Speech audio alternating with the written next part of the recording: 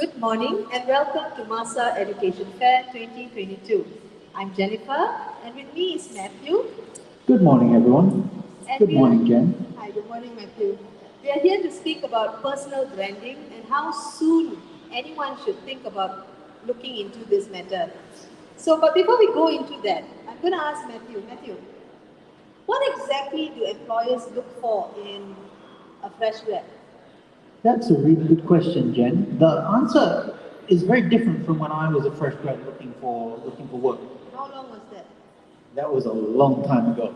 But the point is, these days, hiring managers aren't hiring on the basis of grades, or they aren't hiring on the basis of grades alone. Okay, what they're looking for is the 21st century skill set. Okay, they're looking for communication skills. They're looking for critical thinking, creativity. They're looking more than anything else, and they'll tell you this right up front, they're looking for people with the right fit, with the right attitude. Okay? Yes, they want certain skill sets. All right? If they're looking to hire IT grads, then they want an IT grad skill set. But at the same time, plenty of people that aren't IT grads get jobs in IT because their attitude is one of, I can learn anything and I will learn it quickly. And that's really what hiring managers are looking for. They're looking for really good attitudes. So how does one put out their attitude before even being hired or before even being called for an interview? I mean, what goes out first would normally be your CV. That's right. It'll be your CV. So how do we impress the person who reads our CV? Why? Well, okay, if you think about it like this, if you're a fresh grad and you're looking for a job, you can write individually to the HR departments of various companies. Okay, you can go onto a job portal site. There are plenty around. Many of them are very famous. myfuturejob.com, .my, JobStreet, places like that. You can submit your CV. A lot of people still get jobs based on personal contacts. Their friends know someone. Their friends have already got a job. And if you think about it, yes, okay, the two things that come across here are, one, you really need a good CV. And two, if you're going to go through your personal network, then your personal network better be up to scratch. Yeah, networking seems to be a very important point these days. The people you know, the people you know, and the people they know plays a big role. That's right. That's right. And you can never start too early for the networking. Okay, so where does personal branding come into all this? Where does it fit? What is personal branding is the first question to ask. How do you portray yourself to the public? What does the public see you as? You know, you may have all the skills, right? Someone may have all the skills, but how do I show you that I have the skills? Just by writing? Or do I get it published somewhere? Do I hook it up with my CV? Okay, that's actually not a good question. I think one of the things we need to settle first is when we talk about personal branding, what are we really talking about, Jen? I would say, okay, the first thing came to my mind when I thought about personal branding was to Google myself to see what comes up. Do I have a database of myself already on the internet, or what sort of things am I connected to? Like for me, I'm a writer. That's where I started off from.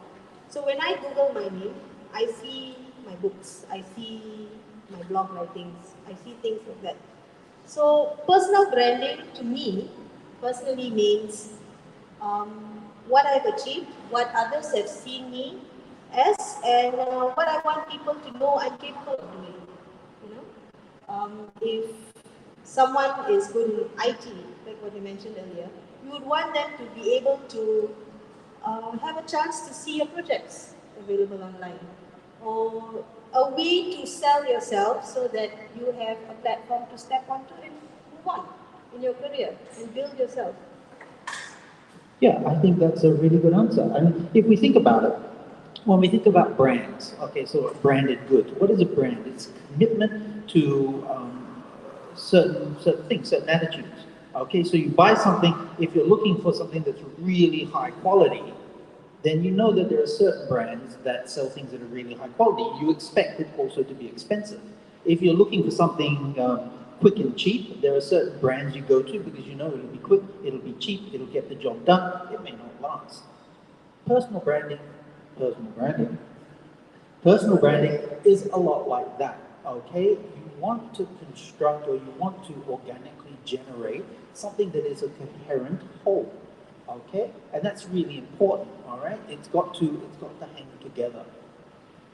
Okay, so I'm going to give you an example. And this, if you're building a personal brand of somebody that is just starting out but is really big on professional values, then the email account you use shouldn't be something along the lines of hotpants95, okay, at gmail.com. We had those kind of email addresses when we first started, rocketmail.com, and then you'd have mad scientists at rocketmail.com. I mean, people just got crazy about all this ideas. Oh yeah, and people, especially yes, back in the day they did, but also now, because what we're talking about is a generation of digital natives. Okay, people that have always been online, so to speak, even in the womb, I guess. So the point is the boundaries between personal life and business life, or if you like professional life, or sort of like student life, are very blurred. Okay, they're not hard and fast boundaries anymore. So people just they put shall we say a very personal email address, and they use it all the time and among their friends and for whatever else they need, and they forget exactly what it says. Okay, and then of course when they go to Job Street and they sort of like fill in a CV, okay, or they just sort of like they just sign up for something using their Google address. They just have to click sign up with Google. They don't think about what their email address is, and it's hotpants95, it's mad scientist, it's evil killer, it's whatever, okay, and that is then part of their CV. That is then part of the brand that they're putting out, and they don't even realize it. I worked in talent acquisition for quite a while, and there were a significant number of people that hadn't thought things through, okay, in terms of the email address they were using, in terms of their social media. Okay, I mean, if you're gonna live an open life and everything goes on social media, you can't then turn around and try and project the image of a sober professional that's all about the job if your social media says exactly the opposite. I'm not saying you can't have two sides to your life, but if you put one side constantly out there, you can't be shocked when hiring managers and HR talent acquisition people actually go to your social media and have a look at what you like. That's something that we've done. Okay, I predate social media by a number of decades, but what I'm trying to say is, they will have a look. They want to know more about you. See, this is another fact.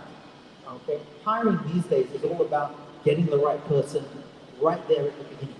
Okay, really getting to know that person. That's why when I was starting out, you might get one, maybe two interviews. Now it's common to get 4 to 5 interviews before you get the job, and it's kind of like, why? Why do I have to come back so many times? Why do I have to give so many interviews to so many different people? And it's because they want to know whether you're going to be a really good fit with your team. They want to know whether you're going to be a really good fit in the wider, sort of like company community. They want to really sort of like do a 360 evaluation and try and get as many people's input on you as possible. So they are going to stalk your social media. They are going to have a look at what you've got. Okay. So you have to be aware of that, and you have to curate your social media. Okay. Okay. So what happens? All right. Now, let's say a graduate, a young graduate, has had a life on social media that's full of selfies and full of parties and stuff like that. Is that person supposed to expect to drop everything and then turn into a professional being altogether? I mean, how do you transition from being a teenager to being someone who is going to be, That's a good question. Well, the point is nobody expects that. Okay, everybody expects students, teenagers to have parties, to have fun, to have a lot of friends. But you need to curate what you're putting up there. Okay? If you know your social media timeline is full of drunken stumbling at 3 a.m., then that may be a bit different from what you're trying to project, and maybe you want to get rid of that. So, like I said, no one expects you to have been cloistered like a monk. What they expect is that if you're going to be savvy at using social media, if you're going to say, yes, I'm very good at digital marketing, I'm a very savvy social media marketer, then you should be savvy enough in your own marketing of yourself, okay? Because that's the first place they're going to start looking.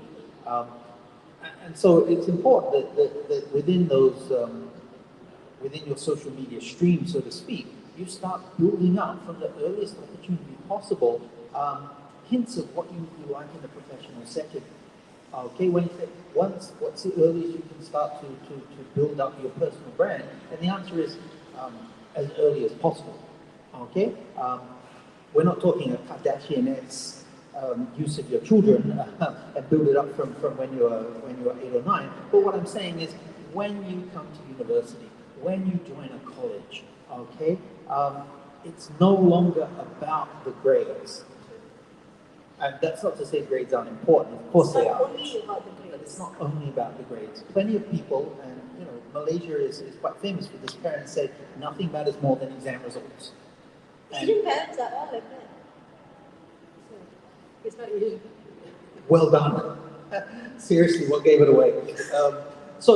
But Jen's right. Okay, yeah, Asian parents tend to focus on that because that's what their parents focused on. And to be honest, if you're currently a parent and you're currently in your, I don't know, 40s to 50s, when you were coming up and when you were looking for a job, most hiring managers back then focused on your grades. Did you get a first-class degree?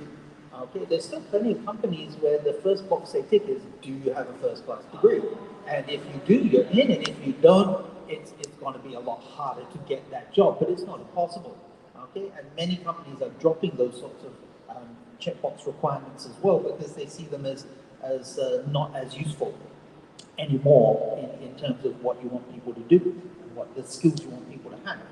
Okay, so yes, they're interested in how you do academically. Your CGPA tells them everything they need to know.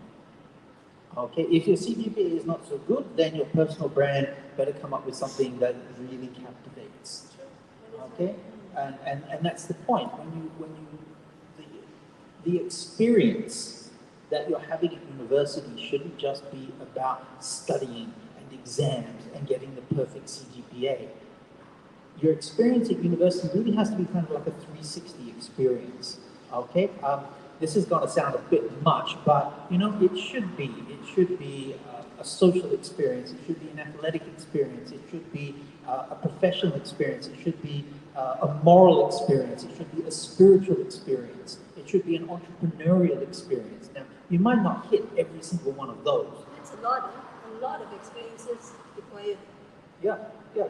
But if you look at it, look at the Ministry of Higher Education. Look at the Ministry of Education coming out with exactly that, the 360 CGPA that touches on students' experiences in these things. Because, you know, the government recognizes that it's not all about the grades. If you just focus on getting that first-class honors degree, you're not actually growing as a person. You're not actually experiencing all the things you need to experience. You're basically experiencing yourself alone in a room with a computer and a book. Okay? And you know, that's not enough anymore. Okay? It's not enough to be really good working by yourself because 99.9% of all the work you're going to do in an office environment is in a team. And if you are incapable of working in a team, then you're not the sort of person that they want to bring in, because it's honestly really difficult to get people that are not team players to be team players. Okay, it's easy to teach a lawyer coding, and it is actually quite easy to teach a lawyer coding because they're very detail oriented. They go through contracts line by line, so they go through code line by line. Okay, so it's easier to teach a lawyer coding than it is to teach a solitary individual how to be a team player. Okay, so that's the kind of thing that they're looking for. So in your personal brand, okay, you need to put that you join these clubs, you put yourself out there, you had these experiences. One of the biggest complaints that fresh grads make is everyone asks about experience. Okay, and I have no experiences because I'm a fresh grad. But if you think about it, you have huge amounts of experience. You just don't see them as relevant to your professional life, but they are. If you join a student club, okay, automatically you're a team player. If you take a leadership position in that club, then automatically you're showing leadership potential. That's very true because there are a lot of, I have a few, I mean, I've got a teenager myself and she's seen certain, applications asking for fresh grad and also experience. So that quiz, there was one application which she saw online and her question was, how can you be a fresh grad and still have an experience? Where does it come from? So that's the answer, right? I mean, your experiences in leadership roles or administrative roles while being a graduate, a student in the university plays a big deal as a fresh grad as well, isn't it? Yeah, that's right. A lot of That's people really would think true. that, no, I'll join this club, but I'm just going to stay silent. Then there are some kids who, oh, I'll join the society and I want to be in the, in the committee. I want to hold a position as a president. I want to lead the team. There are different kinds of attitudes, and whichever attitude you have, you need to know that it carries a weight into your CV, Yes, into that's right. what you put out Into of more than just your CV, into your personal brand. Because if you put it in your CV, they're going to ask about it in the interview. And I'd say this, it's perfectly fine to join a club and be a follower. You're going to be at university for 3 or 4 years. So in your first year, if you join a club and you're kind of a bit of a wallflower, a bit of hanging back and being a bit quiet, that's okay as long as you start building up your skill set, your social skills. Okay, as long as during your time at university you start to push yourself forward, you start to grow a little bit into these things. Okay, so even if you've never really taken a leadership role in a club, you can say, well, look, when I started, I was completely silent and always at the back, and I knew it was a problem. I knew I needed to improve myself, so I joined this club. And okay, I never made it to a leadership position, but over the 3 years I was a member of the club, I went from always silent at the back to the first one to volunteer. Okay, the first one to help out, the person that people came to and they said, we've got a problem, we really need some help. Okay, so I never became treasurer, but I became a really valuable member of that club. All right, and that's personal branding. Okay, that's really showing that number one, you can change. You recognize there are things you need to change, and you can figure out what you need to do, and then you can go and do it. Okay. Again, one of the things that many, not all, but many companies are looking for now is what might be called the entrepreneurial skill set, which is highly self-motivated. Okay, you're a problem finder. So you look and think, is there a problem in this scenario? Yes, there is. Okay.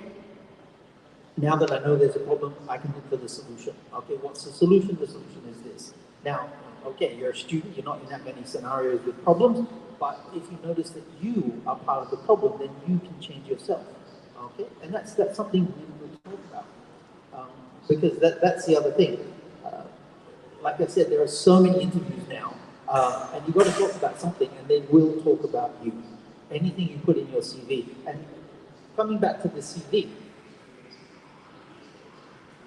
a lot of people, when they use a template for a CV, they seem to focus on the subjects that they did. They always want to, oh, I got an A in this subject. Oh, I got an A minus in this subject. I got a B plus in this subject. The honest answer is no one really cares, about the subjects you did. If you got an engineering degree, they'll just take it that your engineering degree was the right sort of engineering. Okay, otherwise you wouldn't be applying for the job. Okay, if you did a business degree, you did the right sort of business degree. They look at the CGPA because, again, if your CGPA is super low, then you really need to have something else on the table, and you need to have it on the table really fast. Okay, if your CGPA is really, really high, I mean, then that's obviously going to be something they start with, but that's not where they're going to finish. I know at least a few companies that say they don't actually like hiring first-class honours students because they're too difficult to work with. They prefer a second-class upper because second-class uppers try harder and are more willing to put themselves on the line. I'm not saying if you're a first-class honours degree holder that you shouldn't try. Of course you should, and you're very sought after in the workforce. But it's something to think about. Okay? But I think what Mr. Matthew is trying to say is that that's not enough.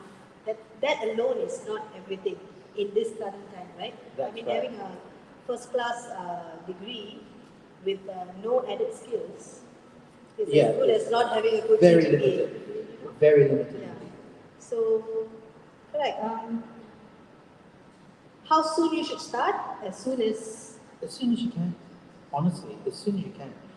So the point is, people they focus on the subjects they did, and they focus on the grades because they believe they have no experience. Then they'll put in, sort of like, oh, hobbies. I was in the badminton club. I was in this club. I was in that club, and I like to read and watch movies and things like that. But the clubs you were in and the experiences you had should be really at the forefront of your CV, because you should look at everything that you have done, everything you've experienced, and say, what are the skills that doing this taught me?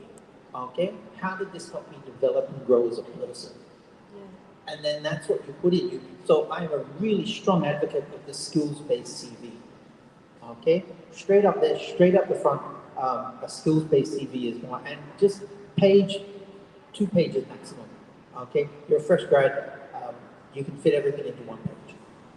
Okay? Don't be too artistic with your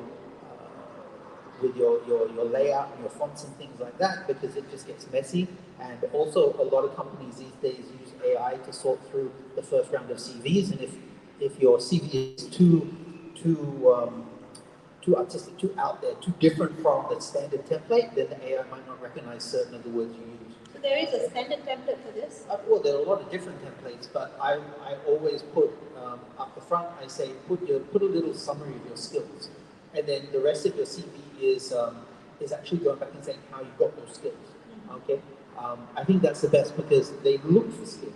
Yeah. Okay? They look to see, this sort of person that I'm hiring, what can they do? Okay? And again, if you look at it, the single most highly regarded thing over the last 5 years that hiring managers look for is digital marketing skills. Okay, really, that's it. Okay, for fresh grads that have got jobs, when you ask them, did you use these digital marketing skills? They say, oh, very rarely. That's not something that I was hired for. But hiring managers look to see that you've got that skill set, because it's important to them. If you ask fresh grads that have been hired, what is the single most important skill that they have used in their first year, they will say communication skills. Okay, really, number one, communication skills. These days, fresh grads who get that job, you'll be the fresh hire, within the first month, you'll be giving a presentation. They'll give you something, they'll say, okay, we want you to work up a presentation on X. You've got 2 weeks, and then you're in front of the board of directors, or you're in front of the managers and things like that, and they'll just let you get on with it. That wouldn't have happened. That wouldn't have happened when I was first going for a job. Okay, you weren't considered able to give a presentation till you've been there about a year, really. But these days, it's expected you have the communication skills. Okay, you either swim or you drown. Put it that way. How does this affect a person who's an introvert and an extrovert? I mean, what if an introvert says, oh, I don't think I want to look into personal branding because I'm not that sort of person. I don't think I want to, put myself out so much. Well, what I would say to that person, and I know that person is me, that is your personal brand. You're already doing it. You can't not do it, unless you want to live by yourself on a mountaintop. Everything you do, that decision that you make, that I'm not really into the social thing, I'm not going to put myself out there, that's your personal brand. Okay, that's a decision that you make. But no one's saying that introverts must be the life of the party in order to get a job. Okay, hiring managers are knowledgeable people. Okay, they're not going to think, oh, introverts, we don't want them. If you're going for a sales job, where your primary skill has to be a kind of like meets and talks to people very easily, then introverts are going to have a tough time. Okay, but most jobs don't require huge amounts of extroversion, if you know what I mean. So, if you're an introvert, okay, you're an introvert. So, what are the things you do well? What are the skills that you have? Okay, and to be honest, and again, personal experience, you can be an introvert and then you can still learn to be social in professional settings. You can learn how to talk easily. You can learn how to get in front of the camera and have a conversation. Okay, and then exactly, and then after it's finished, you say thank you very much, and you you go and be by yourself for half an hour because you really need to decompress out of that. Yeah, recharge. So the whole I'm an introvert thing often is an excuse or a crutch. It doesn't really stop. If you've got social anxiety, which is separate from being an introvert, then yes, okay, that's something that needs to be thought about. Okay, you need to think about how you're going to sort of like survive in a social setting. But you already are. That's the thing. People with social anxiety, it's not a surprise that you have social anxiety. You deal with it. Okay, again, or you live on a mountaintop. No, I'll stay down. Okay, that's all from us today. If you have any questions regarding personal branding or to our current students right now in MAHSA University, Mr. Matthew is always here to help you improve your CV, figure out how to brand yourself. How to brand yourself. I mean, the Unity building on the first floor. Yes, and if Drop by. for those who are not from MAHSA, if you have any questions you'd like to ask, please drop your questions in the comment box and we'll get back to you. Okay? All right? Okay, it's been great. And look, we'll see you next month. We do this every month. Yes. I guess. So we'll come up with another topic next month on how to improve yourself for better employability. Yeah, that sounds good. And also, we'll answer any questions that you've dropped in the question box. Yes. So do that. Watch this later if you're not watching it live, and give us your questions, and we'll be happy to attend to it. Thank you, and have a good Sunday. Thank you, and have a good Sunday. Bye.